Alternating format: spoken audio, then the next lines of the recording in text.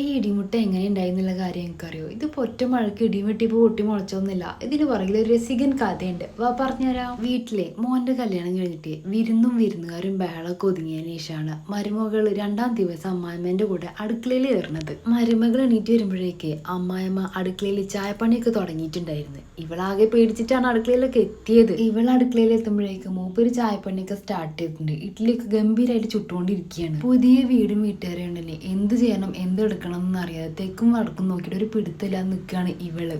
ഇതിനിടയില് മൂപ്പര വന്നിട്ട് ആരോ വിളിച്ച്, മോളെ ഞാൻ പോയി വരുന്നവരെ ഇതൊന്ന് നോക്കിട്ടാ, എണ്ണ പരട്ടിയിട്ട് അതിലൊഴിച്ച് ആവി കയറ്റാൻ വെച്ചേക്കെന്നും പറഞ്ഞ് മൂപ്പര് പോയി. ഇവൾക്കാണെന്നുണ്ടെങ്കിലേ പാചകത്തിൽ എ പോയിട്ട് ബി പോലും അറിയില്ല. അങ്ങനത്തെ ഒരു കുട്ടി. ഇവള് നോക്കുമ്പോഴേ കുറെ മുട്ട ഇരിക്കുന്നുണ്ട്. അതൊക്കെ പൊട്ടിച്ച് അതിൽ ഒഴിച്ച് ആവി കയറ്റാൻ വെച്ച് എല്ലാ മുട്ടയും പൊട്ടിച്ചെടുത്തിട്ട് ആവി കയറ്റിയതിന് ശേഷം ഇനി എന്താ ചെയ്യേണ്ടതെന്ന് മൂപ്പരുടെ അടുത്ത് ചോദിച്ചപ്പോൾ കുറച്ച് വെളിച്ചെണ്ണയിൽ ഉപ്പും മഞ്ഞൾപ്പൊടിയൊക്കെ ഇട്ട് അതിലിട്ടൊന്ന്